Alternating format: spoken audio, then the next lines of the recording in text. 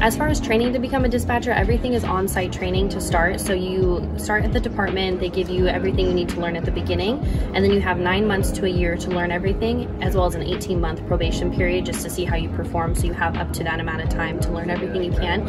And then once you're already in dispatch, they give you, they put you out at Golden West to do a dispatch school. So you do about a month-long class with dispatchers from all over Southern California where you get to learn a little bit more about just the gist of what being a dispatcher is. As far as school for dispatching, like I said before, we don't have to actually go to like college or things like that to be a dispatcher.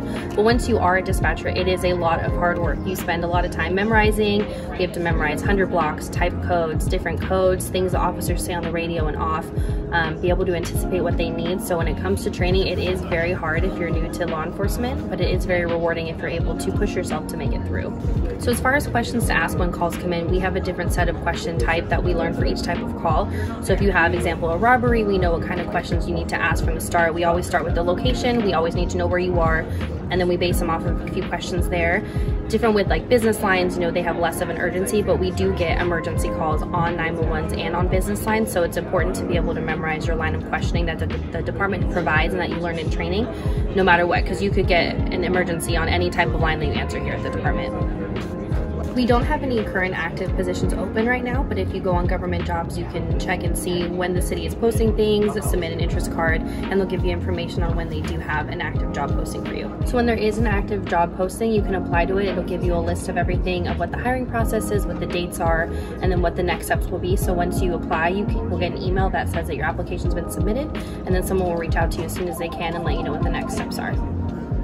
So no education necessarily besides having a high school diploma or a GED is needed to be able to be a dispatcher, but it does help if you have some college experience as well. The requirements to be a dispatcher at entry level is you have to be able to type 50 words per minute with no errors, and then as long as you are going in at entry level, you don't need to have any experience.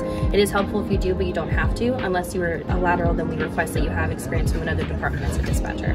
So the ideal type of person for this job is someone who performs well under pressure and is able to think quickly on their feet. That's something that we have to do every second of every day here, and it helps if you have kind of a background in customer service, something that involves, if it works with the city, if you have any police experience before, it really helps. That way you're not completely blindsided when you start and have to be put on the floor.